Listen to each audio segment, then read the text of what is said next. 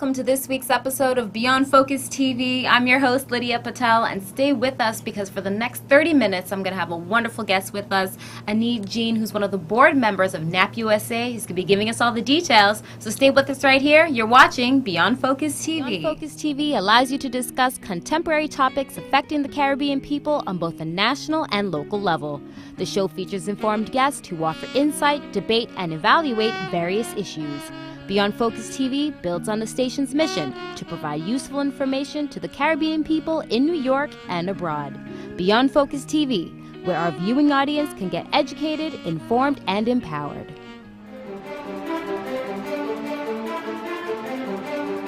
Welcome back. I'm Lydia Patel, and you're locked on to Beyond Focus TV. And like I mentioned, I said that we're going to have Anide Jean, who's one of the board members of NAHPUSA. She's our special guest for the evening. Anide, welcome to Beyond Focus TV. Thank you very much, Lydia. I'm happy to be here today. Well, it's so glad to actually have you here to give us all the details, because everybody at home, we always have different segments, but today we're focusing on NAHPUSA. So why don't you share some insight? And first of all, what is NAHPUSA? Okay. Well, NAHPUSA, or NAP, stands for the National Association of Haitian Professionals, and we're an organization that was started about 2 years ago in 2011, and it was really started just because there are a lot of organizations that focus on the Haitian American community or the Haitian diaspora, but it seemed like everyone was kind of in their own little silo. And the goal of NAP and our vision is really to become the premier organization for Haitian professionals across the world. So we were really started with the focus of how do we kind of engage the Haitian diaspora, how do we connect with one another, how do we connect Haitian professionals within every other industry, whether you're Jewish or whether you're Latino. There's this big professional outpouring, people are able to network, you're able to mentor, and there's all these Haitian professionals doing so much, and how do we connect with one another and use our resources, kind of build up our own community. So that's really the premise on which NAP was originally created. And who decided to put all this together? Well, you know what? I don't want to even call myself one of the founding members. Serge Renaud, who's now the chairperson of the board, Vladimir Simon, and there are probably about 12 other founding members of NAP, and they all met at Essex County College. None of them were born in America. They came to America. They migrated to America. They all started off at Essex County College, which is based in Newark, New Jersey, and it was a 2-year college. They all went on to attain bachelor's degrees, master's degrees, PhD programs, professional degrees, and they all remained friends. And as friends who constantly got together, they were really trying to decide, what do we do? And they decided to create NAP. And basically, when they created it, Serge really is one of the people that has very strong leadership qualities, and they put together a business plan. They began to put the word out about NAP, and we had our first event in 2011, which was a gala, and we had about 300 people show up. And when it was a great event, and then we really came to understand there's a need for something like this in our community, and it's just been going from there. It's been growing fairly quickly, so things are just going great with it. So what about the perception that people may not think there are Haitian professionals? There's professionals in every community, but there's always certain connotations that people have. So even within yourself, to even try, where do you even look to start finding Haitian professionals? Because it's not like it's labeled on you. It's not that obvious. No, not at all. I don't ever think you'll just find a Haitian professional, but it's creating access or opportunity for people to find it. I think the issue has always been, where do you connect with Haitian professionals? And even as I reach out to my network and my friends, and we'll have networking events. Like last summer, we had a summer networking series where, like, once a month we went to a different location, and I was getting texts, Anita, when's the next networking event? And people actually network. If you're a current undergrad student and you're looking for work in, let's say, the accounting field, and a professional's in there who you connect. If you're trying to, transition into a career and there's someone who happens to be in PR and you're trying to break into the field, you connect, and that's what we really seek to do. That is really, really good. And seeing the fact that you're only 2 years old, Yes. technically. Yes. You had your first event just 2 years ago, almost 2.5 now. Going into that, a lot of work has really been put into this. So as the founding members, there's something good that you continue to build on. Amongst that, what are some of the other services that you offer? Well, right now, we're really focused on leadership development for Haitian professionals, mentoring, so that we're reaching back to really help out this new generation of professionals that are in the field. I'm focusing on connecting the Haitian diaspora and helping them engage with projects that are going on in Haiti, because one, we're really big on making sure we connect from the U.S. perspective, but we want to really be able to use our skill sets and knowledge to help out our back home. So we're focused on that and just focused on networking. And other services, we do offer our scholarship programs for undergraduates and high school students. We offer just leadership development activities, and that's one thing we're still working on, and really just focused on connecting people and partnering with organizations so that we can just make it known that there is a strong presence and Haitian professionals are growing by the number, and we're in every industry. And we want people to know that we exist, we're here, we're loud, we're making progress, and we want a seat at the table. Absolutely. That's I see the difference. Now, looking back prior to 2011, being a professional yourself, what did you used to do before that? Did you really feel almost like you're lost? You know, you're just doing this, you're going through your life, you're going through your career, but there isn't that, it's not gelled together. One thing, even before NAHP, that I really stress to young professionals that I met is the importance of mentors. And throughout my career, I had mentors. They weren't necessarily Haitian. None of them were Haitian because I didn't know, like you were saying, how to connect to a Haitian professional. So I learned the importance of just mentoring and finding someone to connect with if you're trying to grow in your field. So I think one of the things that the NAHP seeks to do is really create that opportunity for mentorship, where if you do go, and I'm all about connecting people and building relationships. So I'm an introvert, but I'm also extrovert. So if we have our events, I will talk to everyone. And if I talk to you, Lydia, and I find out that you're in communications, and I speak to someone else, and I find out Jean works at MCV, I'm like, hey, Lydia, did you meet Jean? This is what he does. Connect, exchange information, and I think that's one way that we're really going to help the Haitian professional base grow. That's great. Now, have any of you traveled back to Haiti since?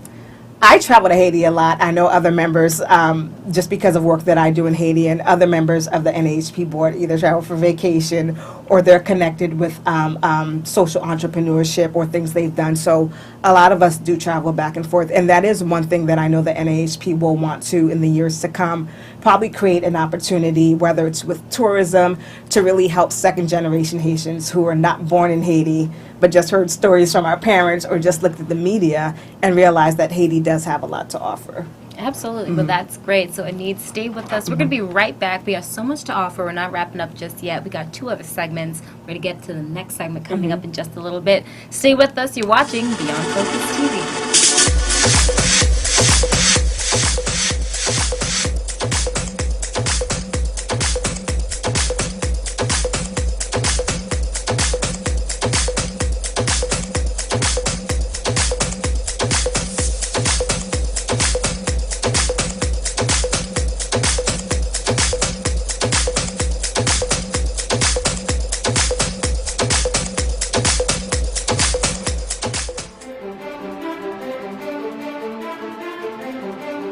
Welcome back. I'm your host, Lydia Patel, and you're watching Beyond Focus TV. I've got Anide Jean, board member of NAP USA, of course, representing here with us here tonight and giving us some very insightful details on the programs and a lot of the great work that's currently being done in such a short period of time. I really like that. So let's get back straight into it. Some of the programs that you offer. I was on the site. There's a lot. So. There's a lot going on. We're an aggressive organization, to say the least. But just again, some of the organizations, one thing that we're working on now is just building the mentorship program. We're working on the scholarship program. We're also working on the conference, our upcoming conference, which is something we're going to be talking about later, our gala, and then really focused on our membership drive and trying to get more members and make more people aware of NAP and what we do offer. So there's a lot of things cooking. A lot. And yes. People could apply. Is there deadlines? How do you get involved in that? Well, for NAP, anyone who wants to find out more about NAP or get involved, just visit our website. We're at www.nahpusa.org, and on there you'll find information on membership fees. We offer membership fees for undergraduates, for graduate students, for professionals, and for organizations.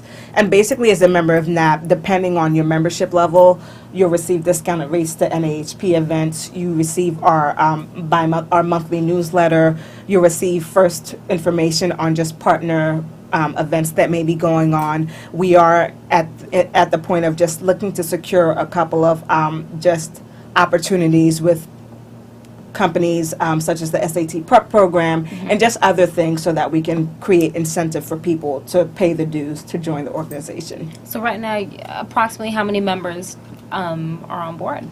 Right now, I can say that on our Facebook page, we have about 1,500 members on the Facebook page. Twitter, there's a couple hundred followers. And I'd say our membership is in a couple of hundred areas, but we really are trying to put together an aggressive membership drive to really get people to become members of the group.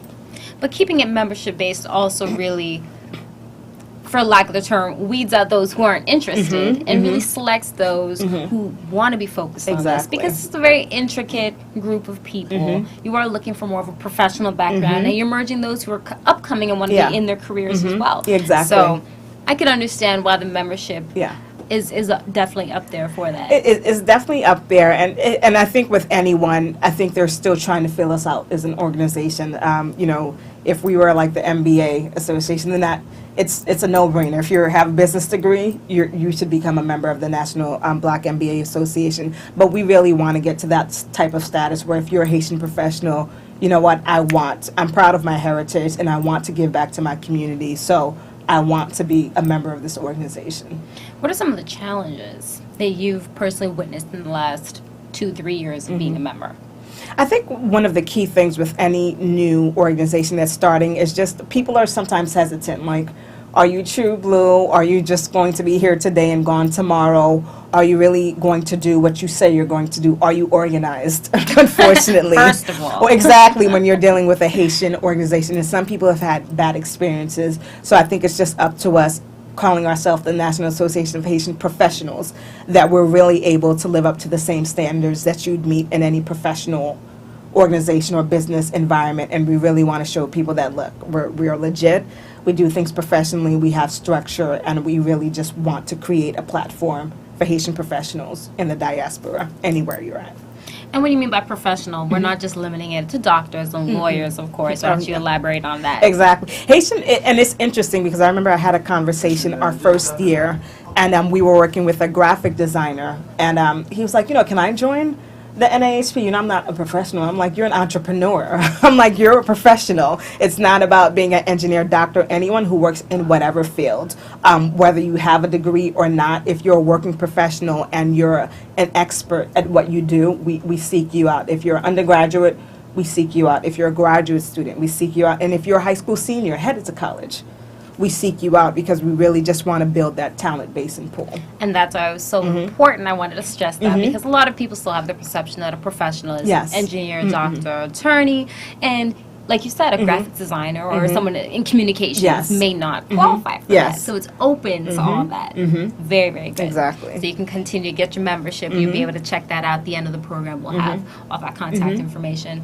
Next up, we have the conference, November 1st and November 2nd at Columbia University. Do give us all the details. Yes, November 1st and 2nd, we have partnered with JDT Foundation, which is headed by Dr. Marjorie Brennan, and they were sponsors with us in our first conference last year. And now this year, which we're excited about, Columbia University's Earth Institute with the Haiti Research and Policy Center, which is headed by Dr. Tatiana Wa, who has been a guest on this program. They're partners with this year's conference. And the conference is focused on Haitian diaspora engagement, but the theme of the conference this year is models, methods, and mechanisms for the diaspora, engagement in Haiti, leveraging knowledge, skills and resources for mutual economic development. It's a long, wow. It's a long-winded conference theme, but the goal is that last year we focused on the challenges of the Haitian diaspora investing in Haiti from an economic standpoint. How do you invest if you're a business person that wants to invest in business in Haiti? And educationally, what are the opportunities there are? So this year, we didn't want to focus on the challenges. We wanted to focus on the opportunity. We really believe that wherever there's a challenge, there's an opportunity.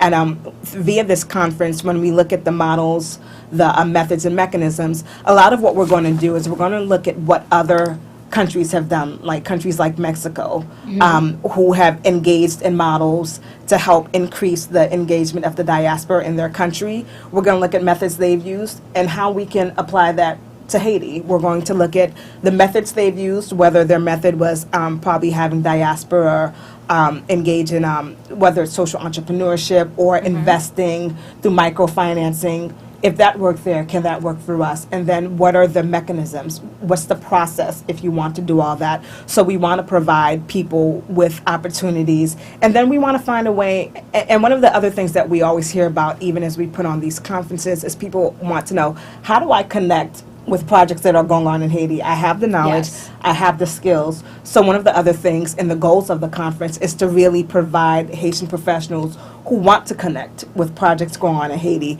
to provide them with models, mechanisms, and the methods, but then also try to connect them to the resources that they may need to get moving on whatever project or vision they may have.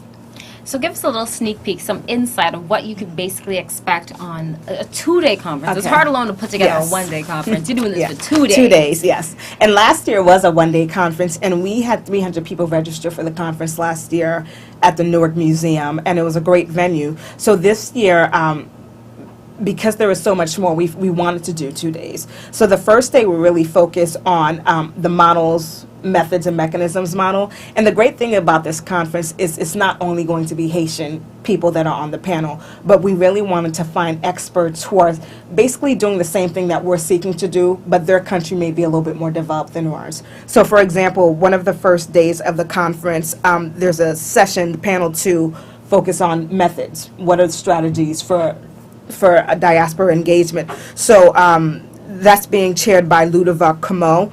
And then the panel consists of Aram Hamparian. He is part of the Armenian National Committee of America. Okay. We have Mimi Ali Mayo. She oversees a private investment corporation. And then we have Ethan Jimenez, and he is with the Zacatecas Federation, which deals with engagement within the diaspora of Mexico. So it just gives you a feel that we're really getting the best of the best. And if you do come to this conference, you're not just coming away with a bunch of information, but you're leaving with tools to find out how to do it for your own self. Well, hold that thought. Yes. We're going to continue right after this break. Taking a pause for the cause. We'll be right back. You're watching Beyond Focus TV.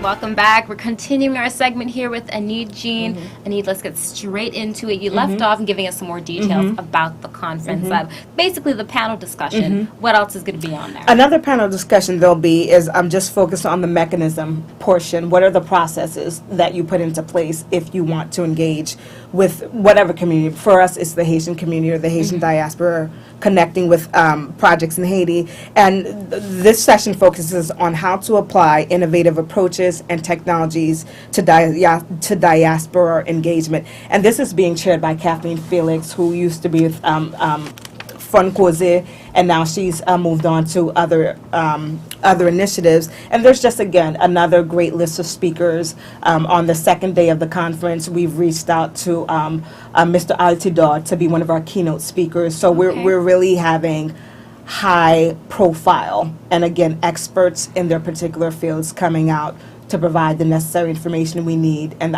just to speak about the opportunities so that people really feel empowered to know that, look, we're getting great information at this conference. We're meeting people that are in the right places that can help us out with what we need to do. And that's really our goal, to engage the diaspora and connect them with the right resources and people. That is awesome. What other events we have? Give us a sneak peek of what 2014 is going to look like. 2014 with the NAHP, I think after we all breathe. After the second. After the second and we all breathe, one of the things that we definitely want to do again is just really begin a webinar series on just leadership development for Haitian professionals, where every month we'll get a high-profile person who's really a leader in their field to offer leadership development advice, whether it's a coaching, someone who offers coaching or professional coaching, who's able to provide information and strategies to help you move on in your career or overcome obstacles. We have our gala coming up again in December 2013. That'll End be of the year. Yes, end of the year. We're working on all of that. So there's a lot of events going on, and really, again, it's really our membership drive that we're trying to push for, and the NAHP, and really getting people involved in that area. And how's the response been so far with all these events and galas? It's, you know what, the response has been great. Whenever we do events, there's really has been a great response from the Haitian community once we put the word out there. People are sometimes disappointed if we have a networking event and they can't make it. And they're like, when's the next one? So we realize that there's a need for this in our community. So, you know what, we're engaging and listening to the voice of the people. And as we continue to listen to them, we want to be able to provide the resources and the events and the programs that will help them out. Great. Well, before I let you go, of course, a couple things we want to touch upon Okay. before I get to the contact information. Switching gears real quick, we ask everybody here on Beyond Focus TV 2 questions. We'll get Okay. to the first one. What's your take on stop and frisk? Stop and frisk. I thought that was an interesting concept, and I'm glad that New York rethought their whole policy on stop and frisk. Being an auntie of 3 young African American boys who are great kids, and who may just wear the typical attire that any African American or any white person may wear. I think it speaks to the state of America that although we have made progress, at the end of the day, there's still a lot more work that we need to do in terms of race relations and how our young black men are perceived. Very good. And second question, and we've all been guilty of doing this Okay. at some point, texting and driving. No. I don't do it, don't do it, don't do it, don't do it. Heard it from Anide Jean herself. Don't Exactly, do it. don't do it. On top of that, you know that you're going to get a heavy ticket. Exactly, and it's not even worth possibly someone's life, or it's just not worth. Yeah, the worth LOL are 5 minutes away. Exactly. Wait. And I think they're doing a great job with the the public service announcement where they're showing, it's just a black screen, this text, and then you see a picture of someone who's passed. Nothing's that important, or just pull over. Absolutely. Yeah. So now that we've got that out of the way, Okay. because we have to do that, this Okay. switches the pace a little Okay. bit, so I love it. Contact information. Let everybody at home know how they can get in contact with you. With NAHP, you will find us online at www.nahpusa.org. If you want more information on the conference and want to register, you can also just go to the site, but the website for the conference is www.nahpconference.org. You can find us on Facebook. Just go on Facebook, look up the National Association of Haitian Professionals. You'll find us on LinkedIn. Look us up under NAHP. You can follow us on Twitter, NAHP, the National Association of Haitian Professionals. So basically, if you Google us, you will find us. Very, very good. Any final words that you want to give to the people? I just want to say I'm truly proud to be a Haitian American in this day and age. I think this generation of Haitians, they're just social entrepreneurs. Our parents worked so hard to come here and to provide a better life for us. And we all really have had an opportunity to do things some of us never thought we'd be able to do. But, with every achievement, I'm really service-oriented. I think we all have to think, how do we give back, whether it's to our Haitian community or to the community we're in. So, my last thought would be just find a way to connect and serve people. And I think in doing that will help elevate the status of Haitians in America and within our own country. And where do you see yourself continue to grow with the organization? You know what? I'm here. I'm a jack of all trades, and I'm a communications professional by nature. And like I said, I like to connect people. So I think and the NAHP will always be part of my life because I'm all about just increasing the profile of Haitian professionals and about connecting to that community. So I will be here for a while. And you've definitely seen a difference in where you are compared to 3 years ago now. Definitely. Even getting a 2-day conference, like Yes. you said, is quite a big Definitely. ordeal. I definitely like that. So once again, that's Anide Jean from the National Association of Haitian Professionals, NAHP.org is the website. Yes. Check them out on Facebook. They have a Twitter account. They're Oh, on NAHPUSA.org is the website. Yes. USA.org is the official website. We'll have all that contact information.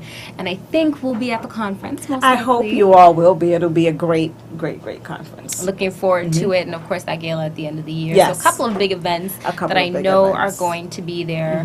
I definitely would love to join you and be a part of that and take that I in. hope you will. I look forward to seeing you again. Thank you, Anide Jean. Okay. That is our evening for tonight. We had a wonderful program. I hope you enjoyed watching Beyond Focus TV. We'll be back with another episode for you next week. But until then, I'm Lydia Patel, and you are locked on to Beyond Focus TV. Beyond Focus TV show wants and needs your feedback. Did we blunder? Please let us know so we can improve. Was the show helpful to you? Drop us a note so we can share the success with our staff members. Is there something you think we could do better? We welcome new ideas and new approaches to old ideas. Do you have a great suggestion? Let us know and we'll work on it.